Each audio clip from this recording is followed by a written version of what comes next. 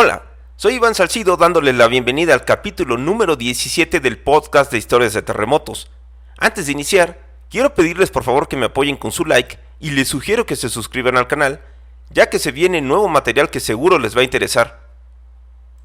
Para empezar este capítulo, les quiero comentar que voy a dejar un poco de lado el tema de los sismos en México durante 3 programas,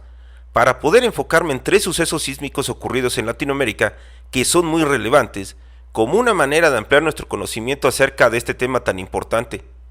El primero de ellos, y que ocupará el espacio de hoy, es el terremoto que sacudió a la ciudad de Guatemala en 1976,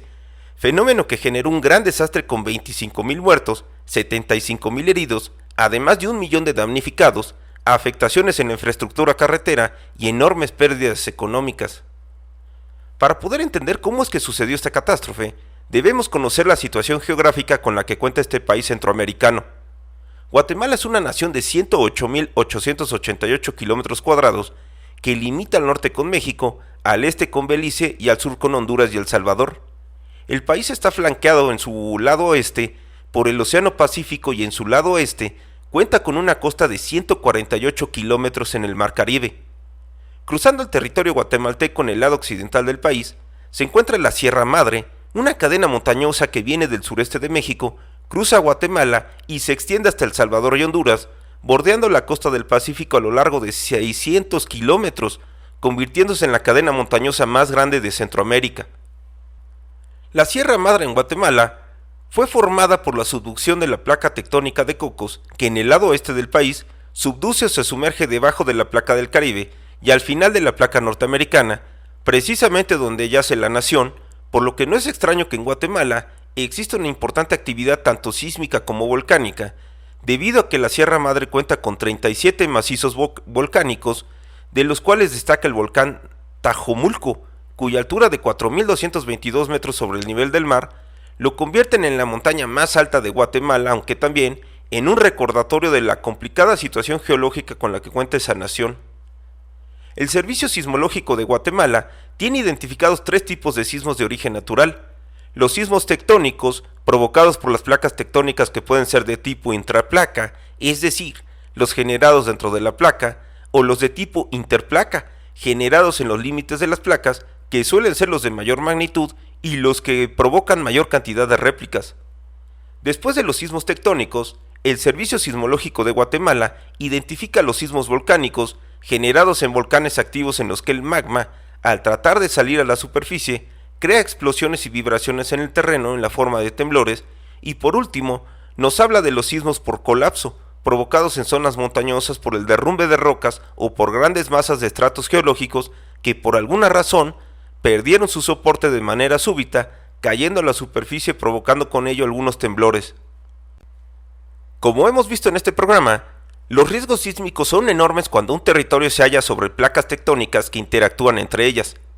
Guatemala es parte del Anillo de Fuego del Pacífico y debajo de su territorio existen 3 placas tectónicas cuyos movimientos relativos entre ellas determinaron los rasgos topográficos del país, aunque también provocaron una importante presencia volcánica, condiciones que culminan con una actividad sísmica intensa y peligrosa, la cual ya demostró que cuenta con el potencial de generar sismos destructivos como el que conoceremos ahora. A las 3 de la mañana y 1 minuto del 4 de febrero de 1976, se presentó a 160 kilómetros al noreste de la capital guatemalteca un enorme sismo de magnitud 7.5 a una bajísima profundidad de tan solo 5 kilómetros, cuya fuerza pudo ser sentida en Belice, Honduras, El Salvador y México. El sismo tuvo una duración de tan solo 39 segundos y a pesar de ello, 1/3 de la ciudad de Guatemala se desplomó, creando una enorme emergencia y un drama humano que atrajo la atención mundial. Su epicentro fue localizado en las cercanías de la ciudad de Los Amates, dentro de la falla de Motagua, una falla geológica que viene del sureste de México y que dentro de Guatemala sigue el curso del río Motagua desde la costa del Mar Caribe hasta el municipio de Santo Tomás, Chichicastenango. Dicha falla geológica forma parte del sistema de fallas Motagua-Polochic, ubicadas entre la unión de las placas del Caribe y la de Norteamérica, siendo ese sitio donde se generó el sismo de Guatemala, cuya intensidad se estima fue 90 veces mayor a la registrada por el terremoto de Managua en Nicaragua, ocurrido en 1972. Si lo pensamos bien, Estos dos temblores ocurridos en un periodo de tan solo 4 años nos demuestran el peligro sísmico que enfrenta esa parte de Centroamérica. El terremoto de Guatemala de 1976 concentró los peores daños en la capital guatemalteca, a pesar de encontrarse alejada del epicentro, así como también en todas las poblaciones apostadas en su periferia, debido a la precariedad de sus construcciones.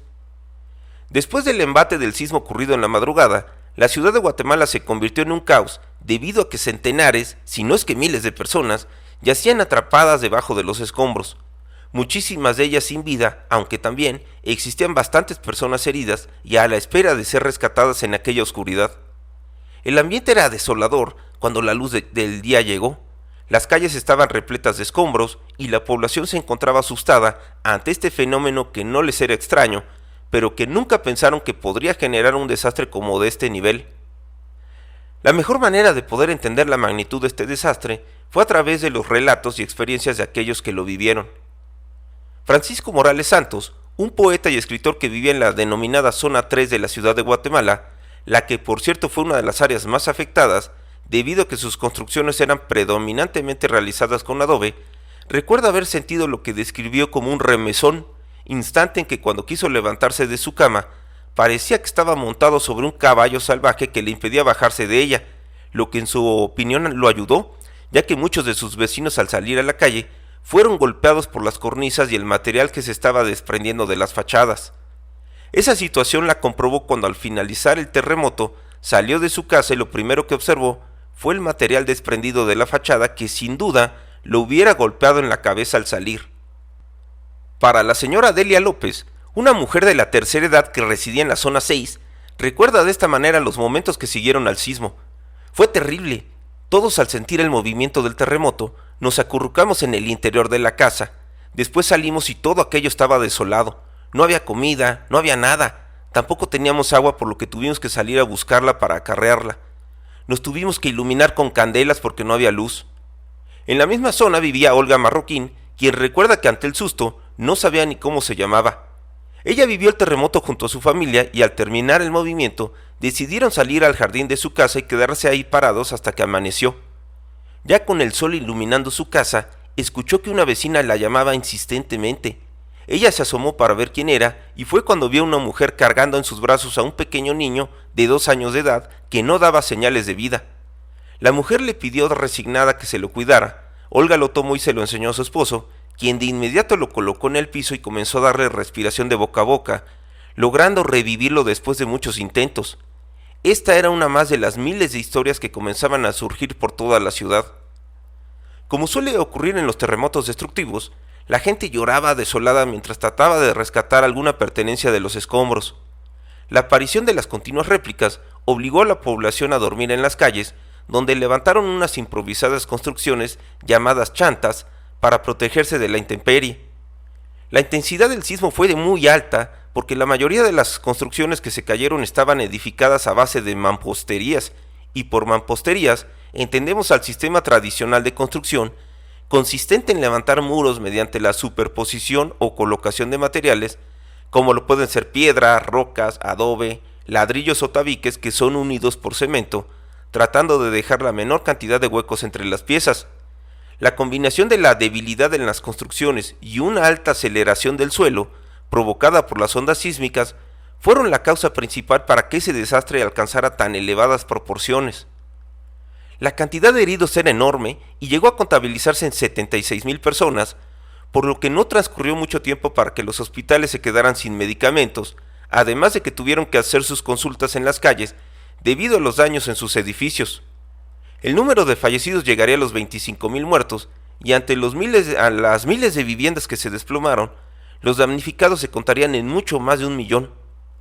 Los cortes en el suministro de energía eléctrica y agua potable agravaron el problema. La interrupción del abastecimiento dejó las tiendas vacías, lo que obligó a los sobrevivientes a buscar alimentos, los cuales terminarían siendo repartidos por el ejército guatemalteco.